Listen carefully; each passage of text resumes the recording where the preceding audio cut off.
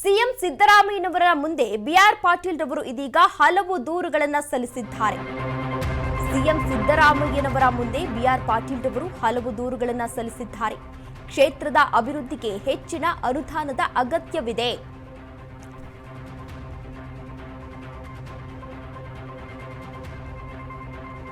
ನನ್ನ ಪತ್ರಕ್ಕೆ ಮಾನ್ಯತೆ ಸಿಕ್ಕಿಲ್ಲ, ಹಣ ಪಡೆದು ಹಂಚಿಕೆ ಮಾಡ್ತಿದ್ದಾರೆ. ಸಿಎಂ ಸಿದ್ದು ಬಳಿ ದೂರನ್ನ ಹೇಳಿದ್ದಾರೆ ಶಾಸಕ ಪಾಟೀಲ್ ರವರು. ಇದೀಗ ಸಿಎಂ ಸಿದ್ದರಾಮಯ್ಯನವರ ಮುಂದೆ ಬಿಆರ್ ಪಾಟೀಲ್ ರವರು ಇದೀಗ ಹಲವು ದೂರುಗಳನ್ನು ಸಲ್ಲಿಸಿದ್ದಾರೆ.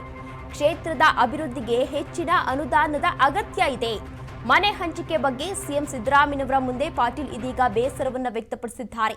ನನ್ನ ಪತ್ರಕ್ಕೆ ಮಾನ್ಯತೆ ಸಿಕ್ಕಿಲ್ಲ, ಹಣ ಪಡೆದು ಹಂಚಿಕೆಯನ್ನ ಮಾಡಲಾಗ್ತಾ ಇದೆ. ಸಿಎಂ ಸಿದ್ದು ಬಳಿ ದೂರನ್ನ ಹೇಳ್ಕೊಂಡಿದ್ದಾರೆ ಇದೀಗ ಶಾಸಕ ಪಾಟೀಲ್ ರವರು ಎನ್ನುವ ಮಾಹಿತಿ ಕೂಡ ಸಿಗ್ತಾ ಇದೆ. ಇದೀಗ ಏನು ಕಾಂಗ್ರೆಸ್ ಶಾಸಕರು ಸಚಿವರ ಮೇಲೆ ಆರೋಪವನ್ನ ಮಾಡಿದ್ರು, ಆ ವಿಚಾರ ಇದೀಗ ಸರ್ಕಾರಕ್ಕೆ ಒಂದು ರೀತಿ ಮುಜುಗರವನ್ನ ಉಂಟು ಮಾಡಿದೆ. ಏನು ಸಿಎಂ ಸಿದ್ದರಾಮಯ್ಯನವರು ದೆಹಲಿ ಪ್ರವಾಸವನ್ನ ಕೈಗೊಂಡಿದ್ರು, ದೆಹಲಿಗೆ ತೆರಳಿದ್ರು, ಅಲ್ಲಿ ಹೈಕಮಾಂಡ್ ನಾಯಕರ ಜೊತೆ ಚರ್ಚೆಯನ್ನ ಮಾಡಿದ್ರು. ಈಗಾಗಲೇ ಕಾಂಗ್ರೆಸ್ ಸರ್ಕಾರ ಆಡಳಿತಕ್ಕೆ ಬಂದಾಗ್ಲಿಂದಲೂ ಕೂಡ ಒಂದಲ್ಲ ಒಂದು ಹಗರಣ ನಡೀತಾ ಇದೆ. ಅದರಿಂದನೇ ಈಗಾಗಲೇ ಮುಜುಗರಕ್ಕೆ ಸರ್ಕಾರ ಉಂಟಾಗಿದೆ. ಅದಾದ ಬಳಿಕ ಇದೀಗ ಮತ್ತೊಮ್ಮೆ ಶಾಸಕರು ಸಚಿವರ ಮೇಲೆ ಆರೋಪ ಮಾಡ್ತಿರೋದು ನಿಜಕ್ಕೂ ಕೂಡ ಬೇಸರದ ವಿಚಾರ ಅಂತಾನೆ ಹೇಳಬಹುದು. ಇದೀಗ ಏನು ಸಿಎಂ ಸಿದ್ದರಾಮಯ್ಯನವರು ಹೈಕಮಾಂಡ್ ನಾಯಕರ ಬಳಿ ಹೋಗಿದ್ರು, ಅಂತಹ ಸಂದರ್ಭದಲ್ಲಿ ಹೈಕಮಾಂಡ್ ನಾಯಕರು ಕೂಡ ಸಿಎಂ ಸಿದ್ದರಾಮಯ್ಯನವರನ್ನ ತರಾಟೆಗೆ ತೆಗೆದುಕೊಂಡಿದ್ದಾರೆ. ಯಾವ್ಯಾವ ಶಾಸಕರು ಬಹಿರಂಗ ಹೇಳಿಕೆಯನ್ನ ನೀಡ್ತಾ ಇದ್ದಾರೆ, ಅವರ ವಿರುದ್ಧ ನೀವು ಕ್ರಮವನ್ನ ತೆಗೆದುಕೊಳ್ಬೇಕು.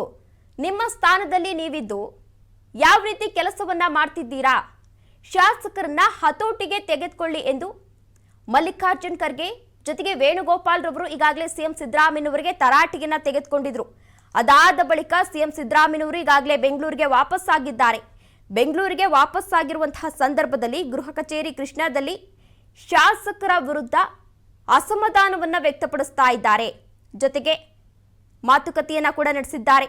ಬಿಆರ್ ಪಾಟೀಲ್ ಹಾಗೂ ರಾಜು ಕಾಗೆಗೆ ಸಮಾಧಾನವನ್ನ ಕೂಡ ಮಾಡಿದ್ದಾರೆ. ಇಬ್ಬರ ಜೊತೆಗೂ ಕೂಡ ಸಿಎಂ ಸಿದ್ದರಾಮಯ್ಯನವರು ಮಾತುಕತೆಯನ್ನ ನಡೆಸಿದ್ದಾರೆ. ಒಬ್ಬರಾದ ಮೇಲೆ ಒಬ್ರು ಜೊತೆ ಮಾತುಕತೆಯನ್ನ ನಡೆಸಿ ಏನ್ ಸಮಸ್ಯೆ ಇದೆ ಅಂತ ತಿಳ್ಕೊತಾ ಇದ್ದಾರೆ ಸಿಎಂ ಸಿದ್ದರಾಮಯ್ಯನವರು.